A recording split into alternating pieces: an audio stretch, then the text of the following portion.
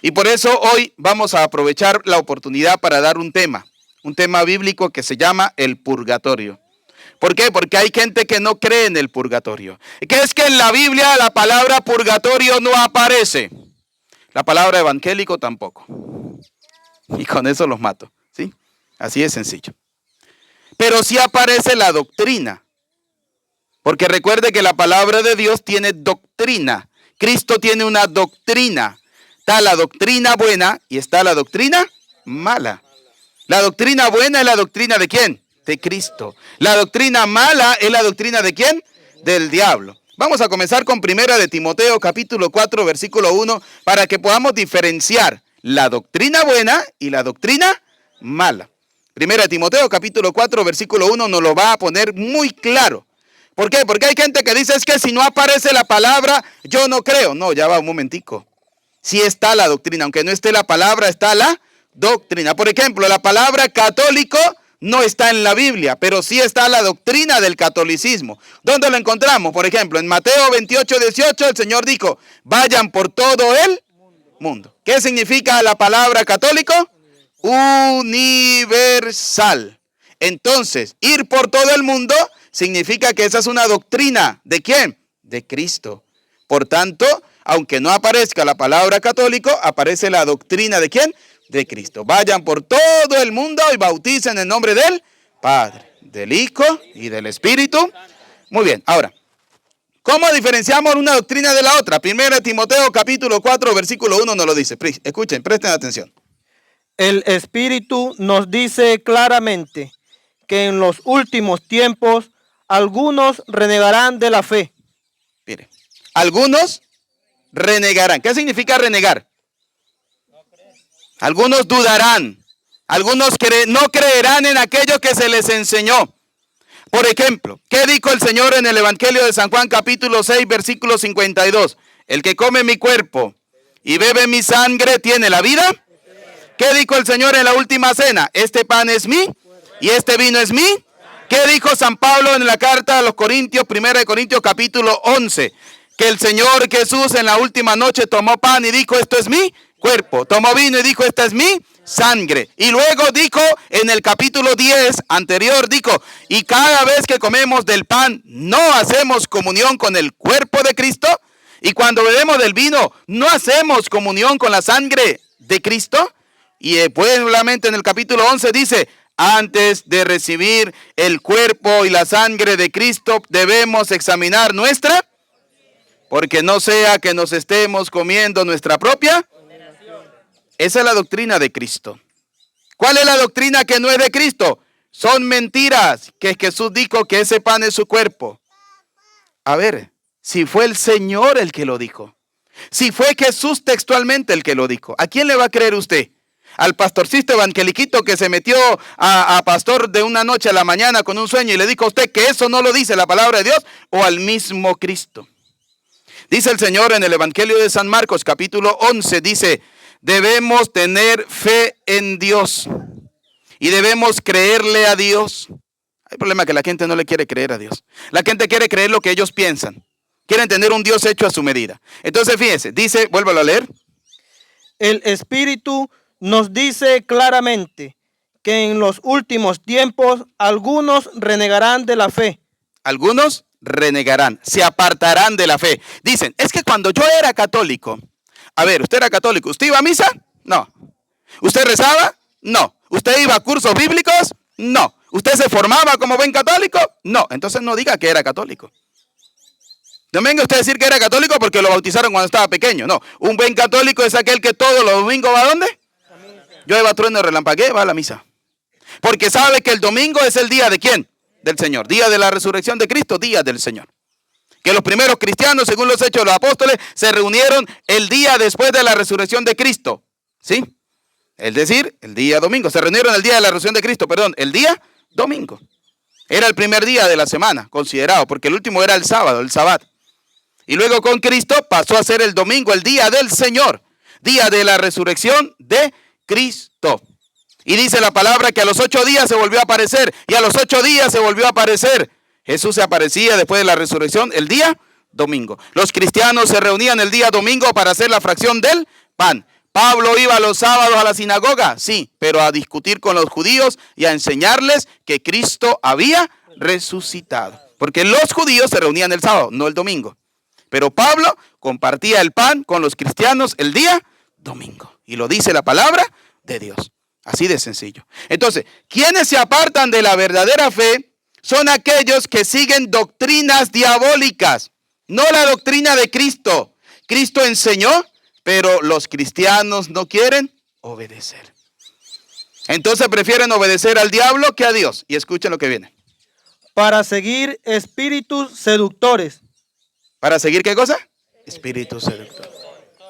Es que el purgatorio no existe. ¿Quién le dijo a usted? Si eso no está en la palabra de Dios, muéstreme con la Biblia dónde dice la palabra purgatorio. Un día peleando con un evangélico, yo le dije, bueno, vamos a hacer esto. Lo que es igual no es trampa. Usted me muestra dónde dice en la palabra de Dios la palabra evangélico y yo le muestro la palabra purgatorio. Porque yo me he leído toda la Biblia y evangélico no aparece en ningún lado. ¿Sí? La palabra purgatorio no. Pero yo sí le voy a mostrar la doctrina del purgatorio, que es totalmente distinta. Y vamos a verla ahorita, la doctrina del purgatorio. Sigamos de todo modo para que podamos entender la doctrina de Cristo y la doctrina del diablo. Y doctrinas diabólicas. El Espíritu nos dice claramente que en los últimos tiempos algunos renegarán de la fe para seguir espíritus seductores y doctrinas diabólicas. Para seguir espíritus seductores. ¿Y doctrinas? Diabólicas. Doctrinas diabólicas. Cuando ustedes le dicen el purgatorio no existe, esa es una doctrina diabólica. Esa no es una doctrina de Cristo, es una doctrina diabólica. Ahora, vamos a ver dónde está la doctrina del purgatorio. Vamos a comenzar con una cita bíblica del Evangelio de San Mateo, capítulo 12, versículo 31. Vamos a ver cómo se entiende la doctrina del purgatorio. San Mateo, capítulo 12, versículo 31, nos lo va a decir claramente. Escuchen. Por eso yo les digo, se perdonará a los hombres cualquier pecado. ¿Quién está hablando? ¿Quién está hablando? Dios. Jesús. Yo les digo, dice el Señor, ¿se perdonará? Vuelva, levanten la mano los que no almorzaron. No, yo creo que todos almorzamos, ¿verdad que sí? Vamos a leer, vamos a prestar atención, porque ese es el grave problema, queridos hermanos, que después dicen, es que cuando yo era católico. No, mijo, usted no era católico porque usted iba a misa y estaba pensando, si será que la marrana ya parió. Va a llover. Y este cura no termina, ¿sí? Y el padre explicándole a usted dónde está la doctrina del purgatorio, usted pensando en pajaritos preñados, ¿sí? No, señor.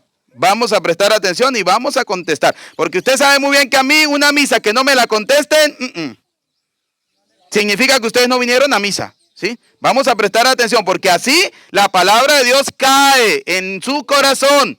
Pero ojo, para que llegue aquí primero tiene que pasar ¿por dónde? Por aquí, por la escucha. Por la escucha. Y si usted no escucha, ¿cómo va a aprender? ¿Cómo va a defender la fe?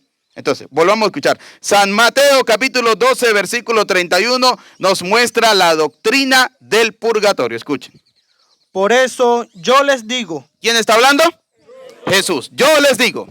Se perdonará a los hombres cualquier pecado. ¿Todos los pecados tienen perdón de Dios? Sí. Todos. Pero, hay un pero. Y cualquier insulto contra Dios. Pero calumniar al Espíritu Santo. Pero todos los pecados tienen perdón de Dios menos uno. ¿Cuál es? Calumniar. En pocas palabras, blasfemar. Hablar mal del Espíritu Santo. Es cosa que no tendrá perdón. Ese pecado no tiene perdón. Usted puede hacer todo tipo de pecados y Dios se lo va a perdonar si usted se arrepiente de corazón y lo confiesa, como dice primera carta de San Juan capítulo 1 versículo 8 en adelante. El que diga que no tiene pecado es un mentiroso, mas aquel que lo confiesa tendrá la misericordia de Dios.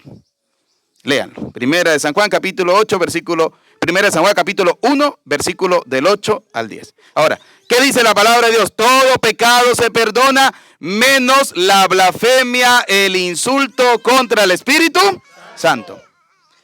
al que calumnie al Hijo del Hombre, se le perdonará. Es más, usted puede decir cualquier cosa contra Jesucristo Eucaristía. Como dicen los españoles, ¿sabe que los españoles dicen me en la hostia? ¿Sí? ¿Eso es un insulto contra quién? Contra Dios, contra el Hijo de Dios. Ese pecado, si ellos se arrepienten, Dios se lo perdona. Pero este no. Pero al que calumnie al Espíritu Santo, Al que hable mal, al que calumnie, al que insulte al Espíritu Santo, no se le perdonará, no se le va a perdonar. Escuchen, no se le perdona. No tiene perdón de Dios. ni en este mundo, Ni aquí, ni en el otro. ni en el otro. Ah, pero es que yo he escuchado de lo evangélico que dicen que el que se muere o se va para el cielo, se va para el infierno. ¿Y dónde usted me deja la palabra de Dios? Que Él dice que todo pecado se perdona, menos el Espíritu Santo, ni en esta vida, ni en la otra vida. Es decir, que solamente hay perdón en esta vida. ¿Hay solamente perdón en esta vida? ¿Hay perdón en la otra? Entonces debe haber un lugar que no es el cielo y que no es el infierno. Porque dice la palabra de Dios que cuando el rico y el pobre murieron, uno fue llevado ¿a dónde? Al seno de Abraham, y el otro fue enterrado. ¿Y qué le dijo el que estaba enterrado y que fue al infierno? Padre Abraham, mande a Lázaro para que moque con su dedo la punta de mi lengua, porque estas llamas me atormentan. Tomen agua bastante, porque en el infierno agua no hay. ¿Sí? ¿Y qué le dijo Abraham? Le dijo, negativo, nadie puede bajar de aquí para allá y nadie puede subir de allá para acá. Si la doctrina protestante es correcta, es decir, que el que se muere o se va al cielo o se va al infierno, ¿dónde queda la doctrina de Cristo que dice que hay perdón en la otra vida? Por tanto, yo tengo que descartar una teoría. ¿Cuál de las dos descarto? La teoría protestante. Porque yo prefiero creerle a Cristo que me dice, hay perdón en esta vida y hay perdón en la otra vida. Porque se le perdona todo pecado, menos la blasfemia contra el Espíritu. No tiene perdón ni en esta vida, ni en la otra vida. ¿Sí? Ni en la otra vida. Entonces, como nada puro, nada manchado puede entrar al reino de los cielos, nada que tenga pecado puede entrar al reino de los cielos, pero no creo que Dios sea tan malo para condenarnos, ¿sí? Porque de repente usted fue bueno toda su vida, pero el día que estaba muriendo dijo una mala palabra y se murió. ¿Será que usted se va a condenar por esa mala palabra? No, no creo. Debe ir a un lugar, ¿sí? Ese lugar no es el cielo, no es el infierno. Ahora, ¿cómo y por qué la iglesia lo llama purgatorio? Por una sencilla razón. Primera de Timoteo capítulo 3 versículo 15 nos lo va a decir claramente, ¿sí? Primera de Timoteo capítulo 3 versículo 15. Vamos a escucharlo directamente de la palabra de Dios. Pero si me demoro, para que sepas cómo debes comportarte en la casa de Dios. Escuche, ¿cómo comportarte dónde? En la casa de Dios. Que es la iglesia. ¿Qué es qué? La iglesia. ¿Cuál iglesia? ¿La que Cristo? No la que funda Teodoro, ni Petronilo, ni Pancrancio, ni el que dijo, voy a fundar la iglesia de Jesús solo. No. Aquel que siguió a Carlos Parán, que la fundó en el año 1905 los pentecostales. No, esa no es la iglesia de Cristo. Ni la que fundó Elena de Guay con los mormones. No. De los adventistas, del séptimo día. No, esa no es la iglesia de Cristo. La que fundó John Smith, tampoco es la iglesia de Cristo. La que fundó Lutero, tampoco es la iglesia de Cristo. La que fundó Calvino, tampoco es la iglesia de Cristo. La que fundó aquí Macario, que llegó por allá de Valencia y fundó aquí, hizo un rancho y dijo que era la iglesia de Dios, tampoco es la iglesia de Cristo. La casa de Dios, que es la iglesia. San Mateo capítulo 16 versículo 18 dice, el Señor le dijo a Pedro, tú eres Pedro y sobre esta piedra edificaré ¿qué cosa? Muy bien, esa iglesia tiene más de 2000 años, anótelo ahí, y tiene 2000 años. Iglesia que durante 3 siglos, siglo primero, siglo segundo, siglo tercero, predicó sin esto que se llama Biblia. Predicó simplemente transmisión oral. En el año 380 más o menos, el Papa San Dámaso I le dice a San Jerónimo que traduzca la Biblia. Pero antes había mandado a recoger todas las cartas, las unió, se reunieron los obispos con el Papa y comenzaron, esta es, esta no, esta es inspirada, esta no. Sacaron 27 libros del Nuevo Testamento y dijeron, esto es palabra de Dios. Los unimos al Antiguo Testamento y se lo presentamos al mundo y le decimos, esto es palabra de Dios. Y el mundo dijo, amén. Y tan buenos son los evangélicos que cargan la Biblia católica. ¿Por qué no han hecho una Biblia ellos? Si ellos dicen que no es así, ¿por qué no hicieron ellos una Biblia? ¿Por qué cargan la de los católicos? Ah, pero para diferenciarlas, en el año 1820, en la Sociedad Bíblicas Unidas, la Sociedad de los Protestantes, se reunieron y le quitaron 7 libros a la Biblia.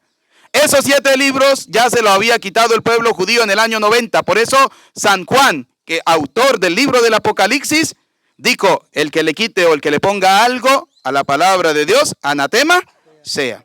Porque los judíos en el año 90 le quitaron 7 libros a la Biblia.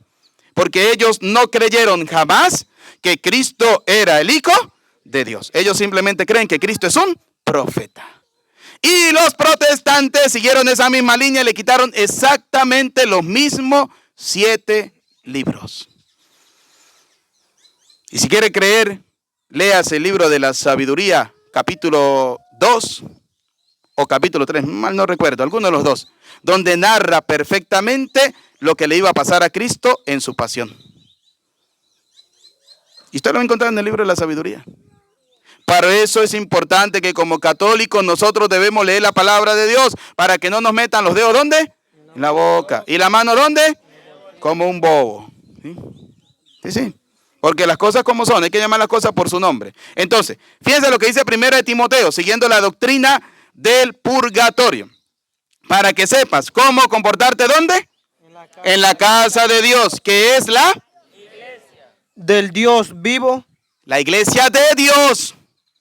No la iglesia de Teodoro, ni la de Pancracio, ni no. Y yo creo que ustedes son conocedores de lo que ha pasado últimamente con las fulanas sectas, ¿no? ¿Verdad que sí? Ustedes conocen ese caso, porque eso fue vox populi, ¿no?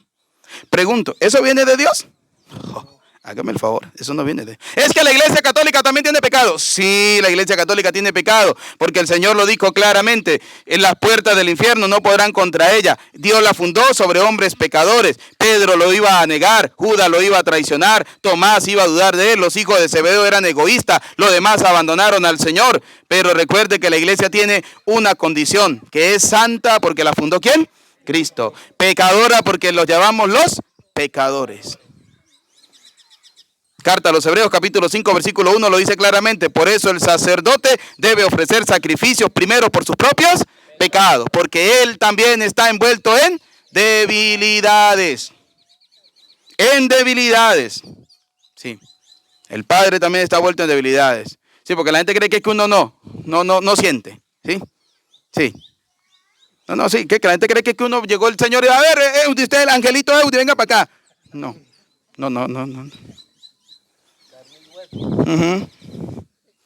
Carne y hueso, mijo. ¿Sí? Que siente y como yo le digo a la gente, se arrecha. Sí, yo me arrecho. Y cuando me hablan en la misa, más todavía. Porque me provoca como bajarme y darle 2 cachetadas y preguntarle, ¿usted vino a misa o a qué vino? ¿Sí? Porque cuando vamos a la misa vamos a escuchar la palabra de ¿quién? Y la gente cree, ay, el Padre, qué grosería. No, es que Jesús también se puso bravo. ¿Quieren saberlo? Vamos a buscarlo rápidamente. Mire cómo Jesús se puso bravo. Vamos a buscar donde Jesús se puso bravo, pero Jesús no estaba molesto, Jesús estaba arrecho. ¿Sí? Escuchen. San Mateo capítulo 11, versículo del 11 al 25. Llegaron a Jerusalén y entraron en el templo. Se puso a echar a los que vendían y compraban en el templo, volcando las mesas. ¿Estaba Jesús contento? ¡Ay, qué bonito! Mira, tiró la mesa. ¿Cómo estaba Jesús? Bravo, molesto, arrecho, como lo decimos nosotros los venezolanos. ¿Sí? Porque la gente había cambiado la casa de Dios, vamos a ver. De los cambistas y los puestos de los que vendían palomas.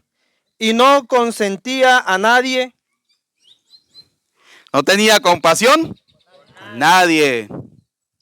Transportar objetos por el templo, ni los instruía diciendo, ¿no está escrito? Mi casa será casa de oración para todos los pueblos. Ustedes, en cambio, la han convertido en cueva de bandidos. ¿Y estaba Jesús bravo? Bastante, bastante. Entonces, ¿qué dice 1 Timoteo capítulo 3, versículo 15? Volvámoslo a leer. Pero si me demoro, para que sepas cómo debes comportarte en la casa de Dios, que es la iglesia del Dios vivo. ¿La iglesia de quién? Del Dios vivo. Pilar y base de la verdad. Esa iglesia es pilar y base ¿de qué cosa? De la verdad. Por eso esa iglesia le presentó al mundo en ese año, siglo 3, le dijo al mundo, siglo 4, perdón, 380 más o menos, esto es palabra ¿de quién? De Dios. Esa iglesia, estudiando la Sagrada Escritura, se dio cuenta que Jesús había dicho, todo pecado se perdona menos la blasfemia del Espíritu. No se perdona ni en esta vida ni en la otra. Por tanto dijo, hay un lugar que no es el cielo, porque nada manchado puede entrar en él, ni que tampoco es el infierno, porque no creo que Dios sea tan cruel para condenar a una persona si no se arrepiente, si trata de volver su corazón. Entonces, la iglesia determinó que existe otro lugar, y la iglesia, que es universal, llamó a ese lugar purgatorio, que significa lugar de purificación. Llámelo y póngale el nombre que usted quiera. Pero la iglesia, que es una y que está en todo el mundo, quiso que todos los que somos católicos llamáramos a ese lugar purgatorio. Dijo, ese su lugar se llama purgatorio. ¿Lugar de qué? De purificación. ¿Por qué lugar de purificación? Porque 1 Corintios capítulo 3 versículo 13 nos lo dice. ¿Por qué la iglesia llama a ese lugar lugar de purificación? Vamos a escucharlo directamente de la palabra de Dios. Un día se verá el trabajo de cada uno. Un día. ¿Cuál va a ser ese día? El día que usted se verá el trabajo. Se va a ver qué hizo usted, mijo. ¿Sí? Usted pudo haber engañado a todo el mundo, pero el que está arriba no lo engaña. Ese sí conoce su corazón. Ese día se va a ver su trabajo. Ese día uno va a estar allá y va a decir, uy, pero mira, ese que no partía ni un platico, partía la vajilla completa, mira. ¿Sí? Ese día se va a ver. Se hará público en el día del juicio. ¿De paso se va a hacer? Imagínense. Exacto, como si lo llevara a la Plaza Bolívar y dijera, mira, aquí está este pollo, ¿sí? Y esto fue lo que hizo. Y uno, mira. Sí, ¿verdad? Hasta la doña se dará cuenta lo que hizo el del doño. ¿Sí? Muy bien, sigamos. Cuando todo sea probado por el fuego. ¿Todo será probado por dónde? Por el fuego. Por el lugar de purificación. El fuego significa purificación. Porque si usted, por ejemplo, quiere probar el oro, ¿por dónde lo pasa? Para saber si es bueno. ¿Te lo pasa? Por el fuego. Así dice la palabra de Dios, como se acrisola el oro, será acrisolada nuestras vidas. Por el fuego va a pasar. El fuego, pues probará la obra de cada uno. Ese fuego va a decir cómo fueron nuestras obras. Si fueron buenas, si fueron malas, si fueron de corazón o fueron de hipocresía, de fariseísmo. Como muchas veces hay gente que hace obras fariseicas, de hipocresía, para que la gente los vea y lo alaben. Por eso el Señor le dijo, cuerda de fariseos, no hagan las cosas para que la gente los vea y los alabe en la plaza como hacen los fariseos. No, usted haga las cosas para agradar ¿a quién? A Dios. Si lo que has construido resiste al fuego, serás premiado. ¿Será? O sea, pero si usted ya se murió, según la doctrina protestante, usted se murió, recibe el premio de una vez, cielo o infierno. ¿Por qué va a pasar por el fuego entonces? ¿Para qué va a pasar por el fuego si el día que usted se muere se va para el cielo o se va para el infierno? No, debe pasar por el fuego. Ese lugar de purificación la iglesia lo llama purgatorio. ¿Sí? De repente se equivocó la iglesia, tenía otro nombre, pero bueno, ¿qué vamos a hacer? Pero la iglesia le dijo a todo el mundo que ese lugar se llamaba purgatorio, ¿sí? Lugar de purificación. De repente no se llama purgatorio, se llama cárcel, ¿sí? Donde usted va a pagar y después que pague, sale en libertad, ¿sí? Y recuerdan las cárceles antiguas, donde iba una persona y después que lo juzgaban decían si tenía derecho a salir en libertad o era condenado a la muerte. Así va a ser. Ahí en esa cárcel le va a decir el Señor, esta persona no fue muy mala, hizo cosas buenas, bueno, pero se dejó llevar, pero bueno, no lo vamos a condenar, pero va a pagar primero. Vamos a pasarlo por el fuego y después vamos a ver qué dice la palabra de Dios. Pero si la obra se convierte en cenizas, el obrero tendrá que pagar. Se salvará, pero como a través del fuego. ¿Tendrá qué cosa? Que pagar. ¿Tendrá que qué cosa? Que pagar. ¿Tendrá que qué cosa? Que pagar. Y luego dice, Se salvará, pero primero tiene que. Se salvará. Porque se murió y antes de morirse dijo una mala palabra. Se va a salvar, pero primero pague por esa mala palabrita que usted dijo. Porque usted sabía que no tenía que ofender a su hermano. ¿Sí? Se va a salvar, pero primero pague. ¿Sí? Ahora, doctrina del purgatorio. Fíjense, no aparece la palabra, pero aparece la doctrina. Estamos hablando de un lugar que no es el cielo y que no es el infierno. Segunda de Macabeos, capítulo 12, nos va a dar la resumen completo. Aunque los protestantes dicen, es que ese libro no es inspirado por Dios. Eso lo dicen los protestantes. Pero los protestantes no están en comunión con la Santa Madre Iglesia. No fueron ellos los que recopilaron los libros y le dijeron al mundo, esto es palabra de Dios. Ellos no estaban en el Antiguo Testamento. Y en el Antiguo Testamento sí que aparecen los 7 libros que los protestantes le quitaron. ¿Sí? En el canon de Alejandrina. ¿Sí? Para que ustedes se desayunen de esa, ¿no? Los judíos tenían los 7 libros y en el año 90 se los quitaron. Después de la muerte de Cristo. Antes no, después de la muerte de Cristo. Porque ellos no creen en Cristo como Dios. Pero como nosotros sí creemos que Cristo es Dios, por eso nosotros aceptamos esos libros tal como estaban en el Antiguo Testamento. Por eso, segunda de Macabeos, capítulo 12, versículo 38, nos viene a dar el resumen de la doctrina del purgatorio. Judas condujo su ejército hasta la ciudad de Odolam. Cuando llegó el 7º día de la semana, se purificaron según la costumbre y celebraron el sábado en ese lugar. Al día siguiente, no se podía esperar más para levantar los cadáveres de los que habían caído en el combate.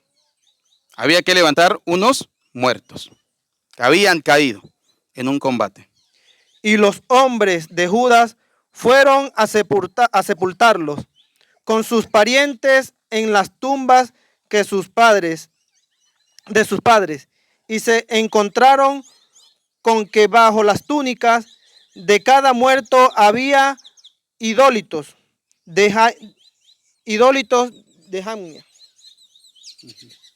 Jamnia. ¿Qué quiere decir idólitos de Jamnia? Habían cosas que estaban destinadas a los dioses. Jamnia era un dios pagano, no era el dios cristiano, era un dios pagano. Vamos a poner un ejemplo de un dios pagano. El pueblo de Atenas. ¿Ustedes han escuchado que en el pueblo de Atenas hay muchos dioses? El dios Zeus, el dios tal, el dios tal, el dios tal. Bueno, ese pueblo era un pueblo que era politeísta. Tenía muchos dioses. Recuerden, el pueblo que es politeísta no es porque es político, sino el pueblo politeísta es porque tiene muchos dioses. El pueblo monoteísta es el pueblo que tiene un solo Dios. Nosotros somos parte del pueblo monoteísta porque tenemos un solo Dios. Un solo Dios, 3 personas distintas, Padre, Hijo y Espíritu Santo, pero que es un solo Dios, un solo Señor. ¿Sí? Que ahorita próximamente vamos a celebrar la fiesta de la Santísima Trinidad y lo vamos a ver a la luz de la palabra de Dios. Así que invitados el domingo a la Santa Misa para celebrar la misa de la Santísima Trinidad. la doctrina de la Trinidad, ¿sí? Que muchos no creen. Uno dice, no, es que es el mismo Jesús es el Padre, el mismo Jesús es Jesús, el mismo Jesús es el Espíritu Santo. No. Esas son doctrinas que vienen del demonio, que no quiere que usted crea en el Padre, en el Hijo y en el Espíritu Santo. Muy bien, sigamos. Lo que está prohibido a los judíos por la ley. Todos pues comprendieron que este era el motivo por el que esos hombres habían sucumbido. Los de Judá, los de Judas, aquí en este caso, ¿sí? Los de Judas comprendieron que los que habían muerto en la batalla perdieron la batalla porque ellos no creían en el Dios vivo y verdadero, sino que creían en sus propios dioses. En sus propios dioses. Entonces bendijeron el compartimiento del Señor, el comportamiento del Señor, justo juez justo juez que saca a la luz las cosas ocultas, y le pidieron que el pecado cometido, escuche, le pidieron que el pecado fuera completamente borrado. ¿El pecado de quién? ¿De los vivos o de los muertos? De los muertos, de los que habían muerto. Pero, ay, ¿por qué le pidieron si ya los muertos está? Si ya se había condenado o ya se habían salvado. Ah, porque hay una doctrina, la doctrina del purgatorio. El heroico Judas animó a la asamblea a que se abstuviera de cualquier pecado, pues acababan de ver cómo con sus propios ojos lo que había ocurrido a sus compañeros, caídos a causa de sus pecados. Luego efectuó una colecta que le permitió mandar a Jerusalén. Y aquí esto hay que explicarlo siempre. ¿Qué había en Jerusalén que era lo más importante para el pueblo judío? ¿La panadería? ¿La licorería? El templo. Recuerde que lo más importante para el pueblo judío era él. Por eso Jesús, como buen judío, se fue al templo y cuando vio a la gente que estaba convirtiendo en un mercado la casa de Dios, se puso bravo. Y le dijo a la gente, han convertido la casa de Dios en una cueva de ladrones, de sinvergüenzas. Mi casa es casa de oración. Por eso Judas recoge una colecta entre la gente y la manda al templo, a Jerusalén, al templo, para que en el templo se ofrezca el sacrificio. Vamos a ver. Unas 2,000 monedas de plata, para que se ofreciese allí un sacrificio. ¿Para que se ofreciera qué cosa? Eso como dice el dicho, 2 más 2, 4, blanco y en botella, leche. El sacrificio para el pueblo judío se hacía, era en el templo. ¿Y dónde encontramos eso? A lo largo de toda la palabra de Dios. Léala, desde el Génesis hasta el Apocalipsis. ¿Sí? Para que usted se dé cuenta de eso. Era en el templo. Por el pecado. ¿El sacrificio era por él? Era un gesto muy bello y muy noble. ¿Es bueno orar por los difuntos? Era un gesto muy bello y noble. Motivado por el convencimiento. Porque Judas estaba convencido. De la resurrección. ¿De qué cosa? Él estaba convencido de la resurrección. Porque si no hubiera creído. Porque si no creyera en la resurrección sería protestante. Sí. Pero él estaba convencido en la resurrección. Por eso recogió 2,000 monedas de dracmas, la mandó a Jerusalén, para que en Jerusalén, en el templo, y voy a hacer una pregunta, ¿quiénes ofrecían los sacrificios en el templo? Los sacerdotes. Porque si no hubiera creído que los que habían caído resucitarían. Si él no hubiese creído que los que murieron iban a resucitar, escuchen. Habría sido inútil. Como dicen los evangélicos, es inútil que usted ore por los muertos. Ah, porque es que usted no cree en la resurrección. Pero yo sí creo en la resurrección. Y como yo sí creo en la resurrección, yo le pido a Dios que tenga misericordia, que perdone el pecado de los que han muerto, que pasen por el fuego, que paguen si tienen que pagar, pero que no se condenen, sino que se salven. Y no lo digo yo, lo dice la palabra de Dios. habría sido inútil Si yo no creo en la resurrección, ¿habría sido qué cosa?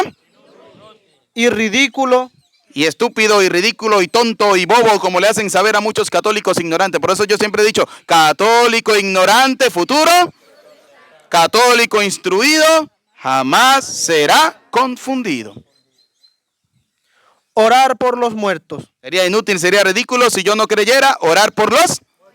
Pero escuche lo que viene. Pero él presumía que una hermosa recompensa Pero él estaba convencido, como estamos convencidos nosotros, que una hermosa. ¿Cuál es la recompensa? ¿Cuál es la recompensa? Uy, tan convencidos ustedes. ¿Cuál es la recompensa? ¿La vida? Eso es lo que yo quiero. A ver, ¿usted no quiere la vida eterna? No, yo sí.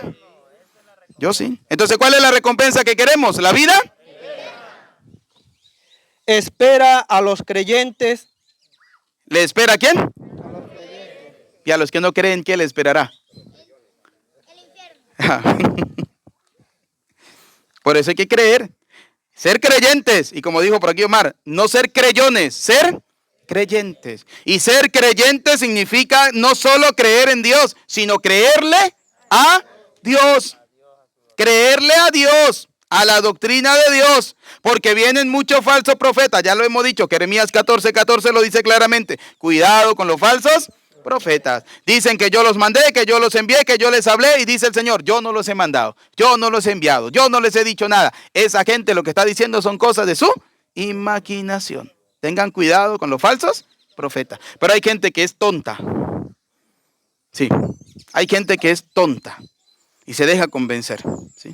Ay, es que si usted se le entrega al Señor, Jesús será salvo, aleluya, gloria a Dios, porque en la cruz Cristo crucificó todos nuestros pecados. De aquí adelante usted puede pecar, hacer lo que le dé la gana, igualito será salvado porque se entregó al Señor.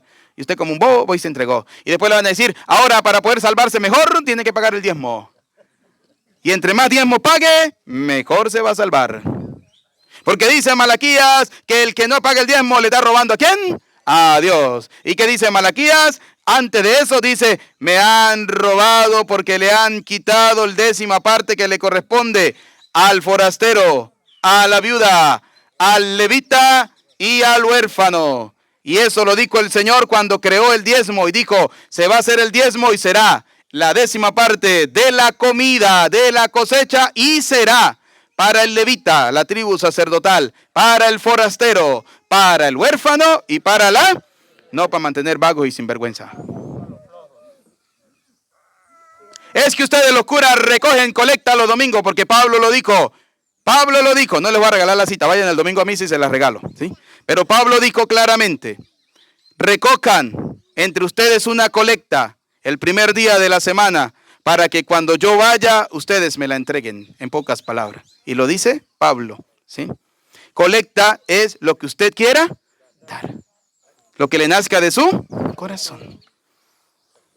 Así de sencillo. Por eso el Señor le dijo a los fariseos hipócritas, falsos, mentirosos, hipócritas, se preocupan por pagar el diezmo del comino, de la menta y del anís y se olvidan de lo más importante, la justicia, la misericordia de Dios. El diezmo es la misericordia de Dios, porque Dios tenía misericordia de una viuda, porque una mujer que daba viuda era una mujer que no valía nada. Una mujer sin un hombre al lado en el Antiguo Testamento no valía nada. Por eso Dios se acordaba de las viudas, de los forasteros, de los huérfanos y de su tribu, Leví, tribu sacerdotal, que él le dijo, a ustedes yo no les voy a dar tierra, porque lo demás le van a ayudar a sostenerlos, le van a dar el 10% de las cosechas, para que ustedes vivan y se dediquen a servir a Dios. Sigamos.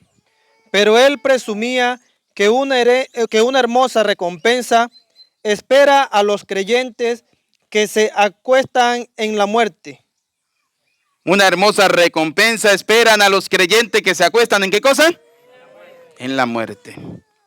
Yo quiero que el día que yo me vaya a morir, el Señor me dé la gracia de tener un cura al lado para que me dé la extrema unción, me dé la comunión y me dé la absolución y morir en paz. Pero yo sé que de repente no voy a tener un cura al lado, pues voy a tratar de ser buen cristiano, vaya a misa todos los domingos, rece, confiésese, cásese, acérquese a Dios, ¿sí? No busque a Dios cuando tenga el agua al cuello, así como pasó ahorita que vino todo ese poco de agua, ¿y cuántos rezaron? ¿Cuánto le pidieron al Señor? En Barinas, eso, mire, eso se inundó la ciudad. Y usted viera la lluvia de mensajes que le mandaba a la gente a uno. Ay, padre, rece por mí. Yo le recé por mí. Rece usted sin vergüenza. ¿Sí?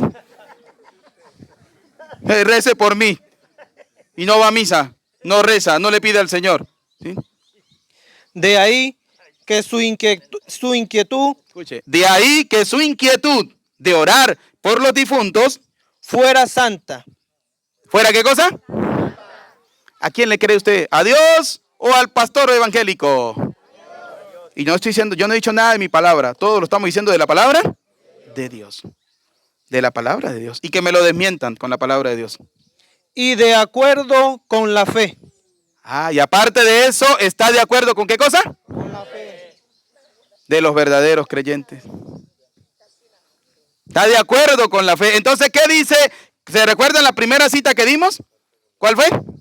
La primera cita que leímos. Primera de Timoteo, capítulo 4, versículo 1.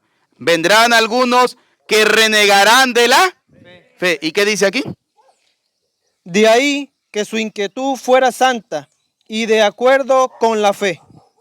Que el que no está de acuerdo con esto va a renegar de la verdadera fe. Y termina metido ¿dónde? En una secta. Mandó pues ofrecer ese sacrificio. Mandó la plata, llamó, hágame el favor y me hacen una misa por tales difuntos. O sea, para colocarlo en el tiempo de hoy, ¿no? Porque dice Carta a los Hebreos, capítulo 5, versículo 1, el sacerdote debe ofrecer el sacrificio. El sacerdote, por sus propios pecados y por los pecados del pueblo. Y cuando la gente manda hacer la misa, Dios debe recibir ese sacrificio por el perdón de los pecados de los que han muerto. Porque nosotros creemos que hay una recompensa para aquellos que mueren creyendo en el Señor. Mandó pues ofrecer ese sacrificio de expiación De expiación en favor de los muertos. por los muertos, Por los muertos. para que quedaran libres de sus pecados. ¿Para qué? Quedaran libres de sus...